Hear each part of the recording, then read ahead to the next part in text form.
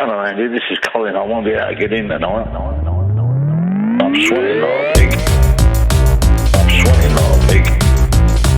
I'm sweating.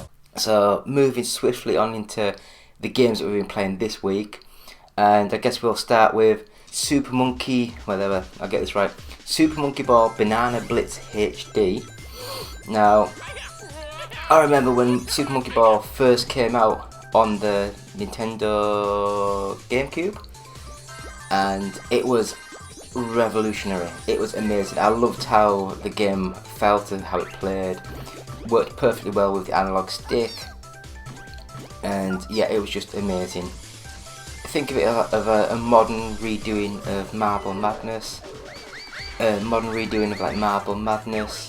and in full HD sort of graphics. It looked amazing.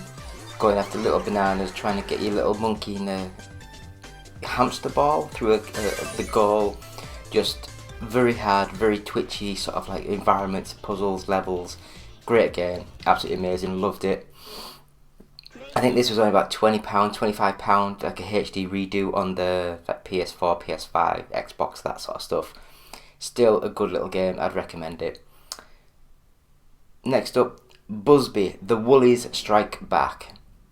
Now, Bubsy itself wasn't a bad game back in the 93, 94, that type of time, when the original Bubsy and Bubsy 2 came out on the Mega Drive and probably Super Nintendo. It was a fast-paced, maybe too fast, 2D platform game in the mould of Sonic, when everyone was trying to make Sonic-inspired games with all the tune and just the actual the era, you know, the animal people standing straight wearing t-shirts and going yo. It just didn't go well for a lot of these games, and unfortunately this one lost a lot of fans when they did the what was it? It was just Bubsy 3D, wasn't it? It was meant to be on the 32X, and then it was meant to come out on the Saturn and stuff and PlayStation, and it eventually came out on PlayStation, but it came out a few months after Mario 64, I believe it was. So if it had came out a year before, it might have been revolutionary. But because it came out after Mario 64, and because the whole game concept and system just didn't look very good in retrospect to what have just came out, it just didn't do well. But this is a modern retelling of the game, so going back to the 2D style, fast-paced platform game, and it just didn't play very well. The controls didn't feel sharp enough, the button configurations just didn't feel snappy enough, the character didn't move well enough, all that type of stuff, and it just felt a bit bleh. But that's my opinion. I believe there was a sequel to this game made as well, so I guess they were trying to dump these out as quickly as they could, just with the Bubsy name. Moving on to the next remake, then it was Alex Kidd in Miracle World. So I think I've got an Alex Kidd hat on. But yeah, Alex Kidd in Miracle World was an amazing game that I had for the Sega Master System. And this game is basically that game, but with a new HD sort of style graphics. And you can also, I think you can press a button and it switches graphics back and forwards. And it looks alright, it plays alright. You can tell how games have evolved, because this game now is really poor on this game. It just plays poorly, in my opinion. It looks okay, but it looks more like those, like, do you know, like the HD phone games where they're very sharp and clear, but they haven't got the detail, so it looks very weird. That's what this game looks like.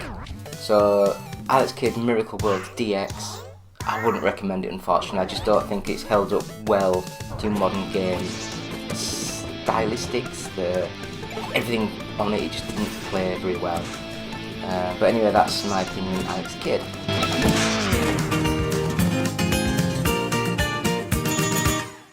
And next up we have Lego Harry Potter Collection.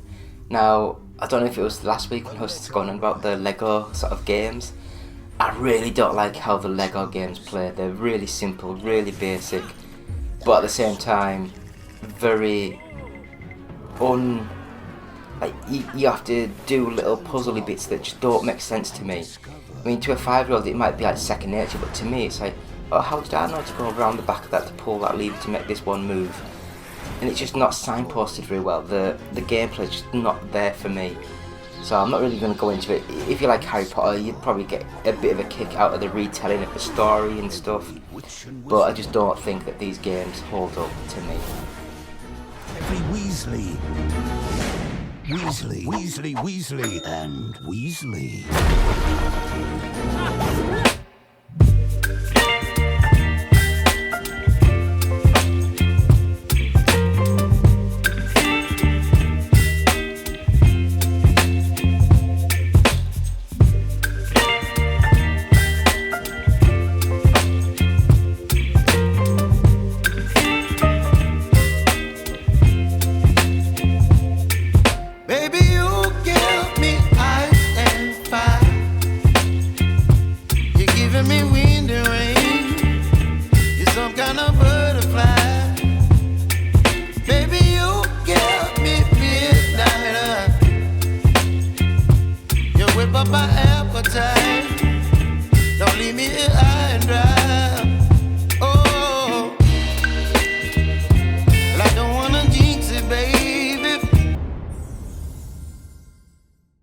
So the next game that I played was Vampire Survivors.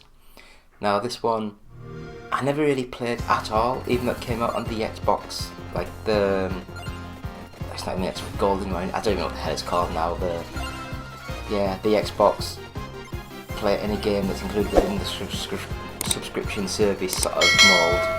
And it came out on that, never touched it, never thought about it, heard other people talking about it, I'll give it a go, it sounds interesting. Downloaded it, it took about 3 seconds, like, oh, that's not good. If a game takes 3 seconds, it's not got much data.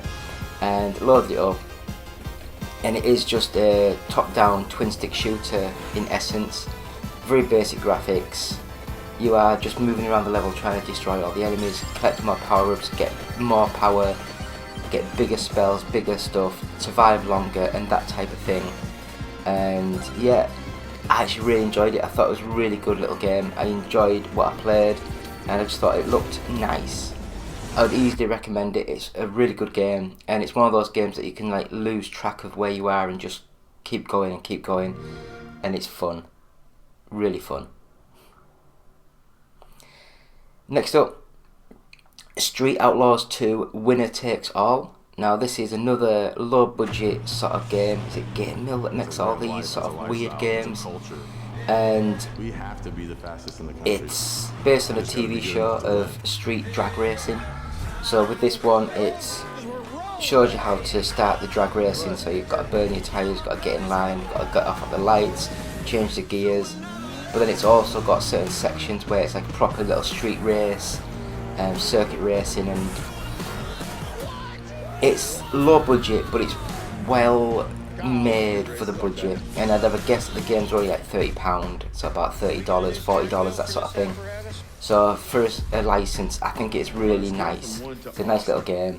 I'd easily recommend these as a fun.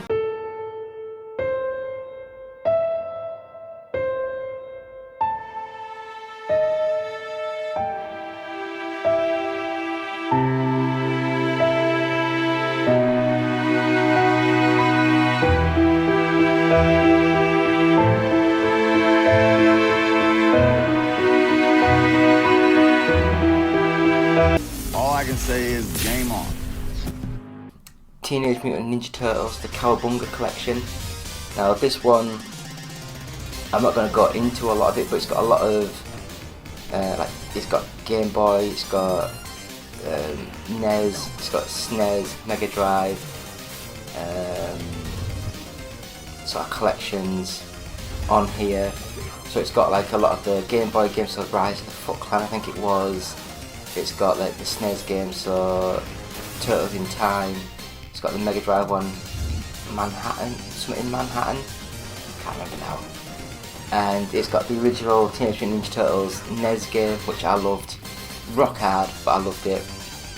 And it's got the Turtles Hyperstone Fighter. No, Hyperstone Heist, that was the Mega Drive one. just in Turtles Tournament Fighter, was a fighting game. I'm getting completely confused here, but as a collection, it's got all those, and it's got all like sort of like animation, like drawings and styles and all sorts. Fun little thing. I love these sort of collections when they do it right. And that is basically the last games we've been playing this week. I will just mention, please keep an eye out for our Gran Turismo 7 series, goes out every Monday. Our OUG's Fantasy League with Football Manager 23 mobile, that goes out every Tuesday.